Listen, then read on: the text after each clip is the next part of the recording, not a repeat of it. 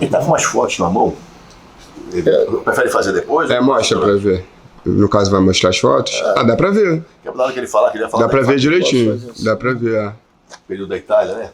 Dá pra ver tudo direitinho. Se você achar que cabe, né? Pode fazer a parte da Itália, isso aqui já no Brasil. Você pode mostrar e de repente corta na edição. Posso fazer uma foto, só uma foto disso depois. Nosso irmão mais novo tinha acabado de nascer, então meu pai e os 3 filhos, eu, o Luiz Eduardo e o Leonardo, que hoje tem 25 anos. Essa é a esposa do Luiz Eduardo.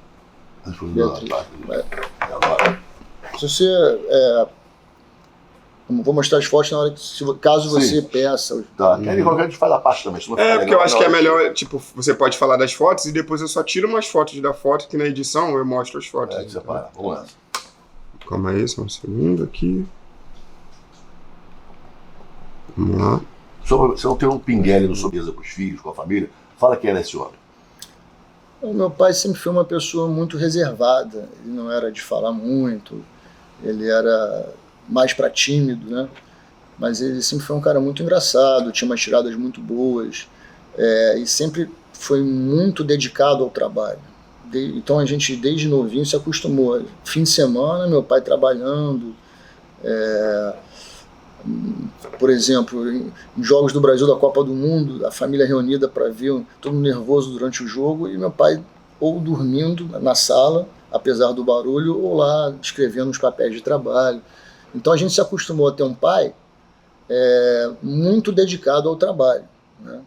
Mas é uma pessoa legal, mais para introvertido, né?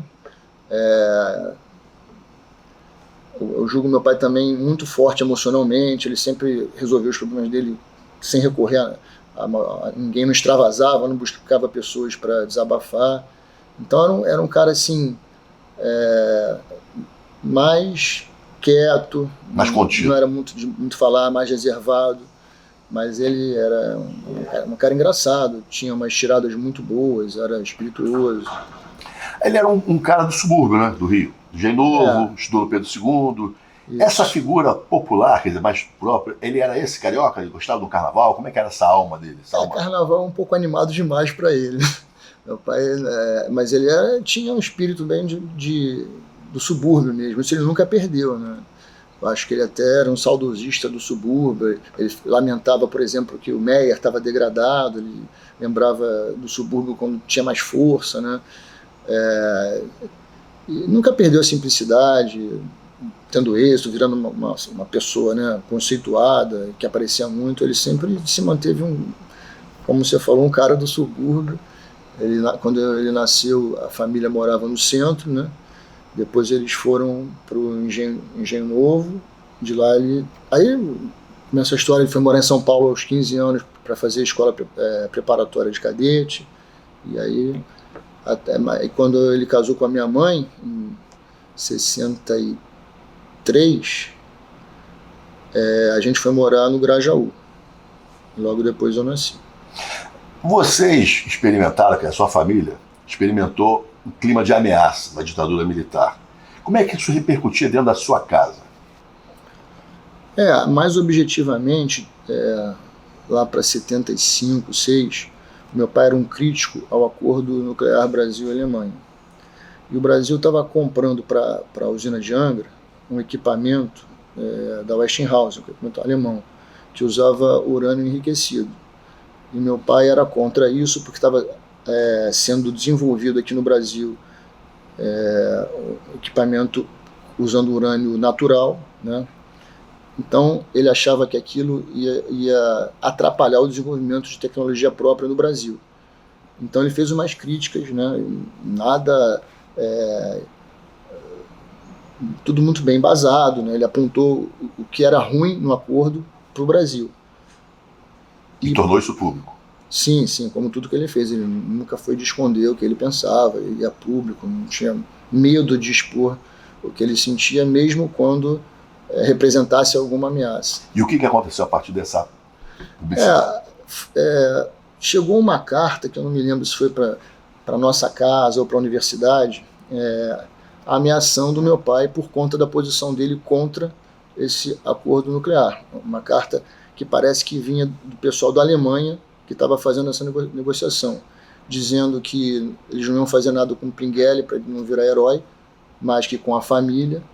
Então foi um período em que a gente, em casa, procurou se resguardar mais, porque a gente devia ter eu devia ter uns 10 anos nessa época. É complicado lidar com isso, né? Uma ameaça para sua família. Meu pai tinha 2 filhos pequenos, mas a gente não ficou desesperado com isso. A gente simplesmente tentou se resguardar mais, acreditando que era uma ameaça que não ia ser levada adiante, né? Mas isso, de certa forma, mexeu com o ânimo da família, ou seja, criou-se uma série de algum tipo de cuidado especial? Você isso. A gente ficava mais de olho, assim, quando ia para a escola, tal. Acho que nessa época meus pais passaram a ser mais cuidadosos de uma forma geral, né? Mas isso não fez meu pai recuar de jeito nenhum. Ele não voltou atrás por ter sido ameaçado, pela família ter sido ameaçada. Não era o jeito dele. A ditadura, como é que era vista por ele? Teu pai falava sobre a política com vocês, sobre o que era o Brasil naquele momento? Qual era a mensagem que ele passava para vocês sobre a ditadura? Quando a gente morava na Itália, a gente morou na Itália de 72 a 74, né? Nessa época eu tinha entre 7 e 9 anos. A gente via na televisão italiana, o que evidentemente não aparecia aqui no Brasil, pessoas do Brasil que tinham sido torturados e conseguiam fugir, ou parentes de torturados, e faziam essas denúncias, por exemplo, na televisão italiana. Então a gente, desde pequeno, lidou com esse tipo de coisa, né? E o meu pai sempre foi uma pessoa de esquerda, né? Ele saiu do exército por causa do golpe, ele era contra o golpe, evidentemente. Então o lado político do meu pai era muito forte. Ele nunca deixou de se preocupar com a política, ele tinha muita preocupação social, né? Então a gente tinha em casa, né, presente uma pessoa que era muito política. Ele nunca foi ligado a nenhum partido diretamente, nunca se filiou a nenhum partido, mas sempre foi de esquerda, teve uma proximidade muito grande com o PT, né, ajudou nas campanhas do Lula e tal. Então, a gente desde pequeno tinha em casa uma pessoa muito política, né? Luiz Fernando, qual o legado que o Luiz Pinguelli Rosa deixou para os filhos? O Luiz Fernando, para o Eduardo e para o Leonardo. Eu acho que meu pai é um cara excepcional. Ele é uma pessoa ímpar. Ele era muito leal, ele era muito batalhador. As causas que ele abraçava, ele levava ao fundo, ao máximo, assim, nunca desistia de nada. Ele escreveu uma biografia cujo título que ele inicialmente ia dar é a Memória de um Derrotado. Então, ele conta as coisas que ele perdeu. Mas ele, na verdade, foi um vencedor, né? Eu acho meu pai um cara muito corajoso, inteligente, né? E com um espírito de liderança muito grande, muito engajado socialmente, né? Ele sempre se preocupava com o papel da universidade para fora dos muros da universidade, o que poderia fazer para os mais pobres, né? Então, ele ajudou muita gente, né? Foi muito importante para muita gente que eu encontro hoje fala, pô, hoje eu sou o que eu sou por causa do seu pai, né? Então ele formou muita gente, né? Com a capacidade dele, com um cara de princípios muito fortes, né?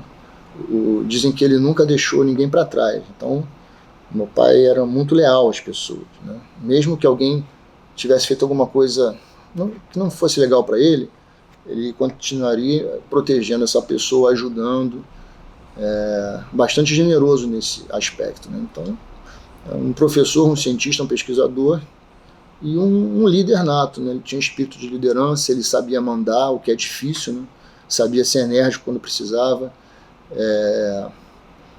Então, ao mesmo tempo que ele era generoso, ele era bastante bravo quando precisava.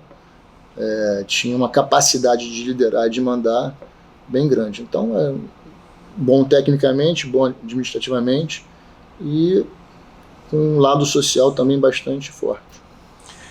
Ele morreu com alguma mágoa? Não morreu com nenhuma mágoa, não. Ele conseguia lidar bem com os próprios fracassos, né? Então, por exemplo, ele ficou pouco tempo na Eletrobras, porque por pressão política, né, ele ficou lá 1 ano, estava fazendo um monte de coisa. A Eletrobras, no ano em que ele foi presidente, ganhou um monte de prêmio, mas por motivos políticos, né, a política mais rasteira, né, ele teve que sair. Mas ele não era de chorar mágoa, ele engolia as derrotas e seguia em frente. Então ele morreu bem tranquilo, bem em paz e satisfeito com o que ele tinha feito. E, cara, tô pensando que você